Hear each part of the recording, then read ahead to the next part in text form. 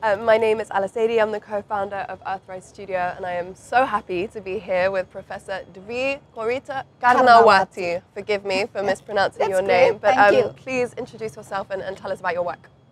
Well, I'm Dwikorita Karnawati. Call me Rita. Yeah, I am the head of the Agency for Meteorology, Climatology and Geophysics of the Republic of Indonesia, which is responsible or directly responsible to the President of the Republic of Indonesia. You've been doing this for over 20 years. The past few months, we've seen extreme weather events escalating massively. Indonesia, of course, is a hugely populous nation on Indeed. climate front lines. How are you feeling about the level of awareness now towards this issue? Well, at the beginning, which was about maybe 20 years ago, 10 years ago, the level of awareness has not yet seriously. However, then when we have El Nino in 2015 and 2016, which result in a long drought period, and we have also fires, forest fires, and it was really suffered. Many people suffered, especially in the island of Kalimantan and Sumatra. We have in total 17,000 islands with about 10 large islands. Yeah. But in that time, Sumatra and Kalimantan. And after that, people start to be aware. They start to know El Nino. Then we also hit by La Nina. And we hit several times by extreme weathers and a lot of catastrophic disasters like a flood, landslide, debris flow, debris flood. So people start to realize how vulnerable they are, So we keep do the literacy program, education program. We keep campaigning not only to the community, but also to the member of parliaments. We keep sending the report directly to the President of the Republic of Indonesia. We continuously observe about the dynamic of the weather and climate, because Indonesia is very vulnerable. We've spoken about how there is a rising awareness, but you cared already many, many years ago when you studied earth sciences. What led you to study that in the first place? Why do you care about this issue? Why is it important to you on a personal level? I see many people died. I see with my eyes children, women, that struck my heart. Why it happened, and I learned about that, but why still many people died? What I should do? So that's why it brings me to my work now, like in the meteorological agency, also in a WMO organization. We are here in New York, out on the streets. New York Climate Week is in full swing, but we're here at the United Nations headquarters. What is your focus here over these few days? What are you doing here during your time?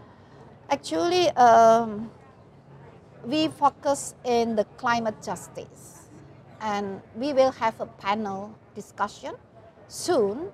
It's about the climate justice, how we implement the early warning system for all as a way how to close the gap of the climate injustice. So that's our focus there. Also, with respect to the Sustainable Development Goals, the climate justice is one of essential pathway how to materialize the Sustainable Development Goals. What does a climate just future look like to you? If we are successfully implement the literacy, climate literacy, climate education, and also a climate early warning system for all, hopefully the gap in justice for the climate disaster could be eventually closed. So hopefully more people can be saved, more people can be empowered to save themselves, to help themselves, and we also help them to help themselves. I can see from the passion in your eyes, you believe that we can achieve these goals. We must. What are the biggest hurdles and what are the biggest challenges and what needs to change for us to achieve them? Well, I'm also a scientist, and my colleague, all the expert scientists, and we oftenly think in our angle, perspective. We think that we know about the people. In fact, when we work at the ground with the people, sometimes they said, that's not what we need. Why you give us that? So it is the challenge. How can we engage deeper to the people in the vulnerable area? Not just to talk in our own thinking. Somehow there is a gaps between what we are thinking with what they are needed. So we need Closing to the work gap. out. Yeah, closing Finally, what keeps you fighting this fight? Well, because I have a children, I have a grandchildren, and according to the WMO, because of the climate impact, or because of the global warming or global boiling, in the mid-century, like the year of 2050,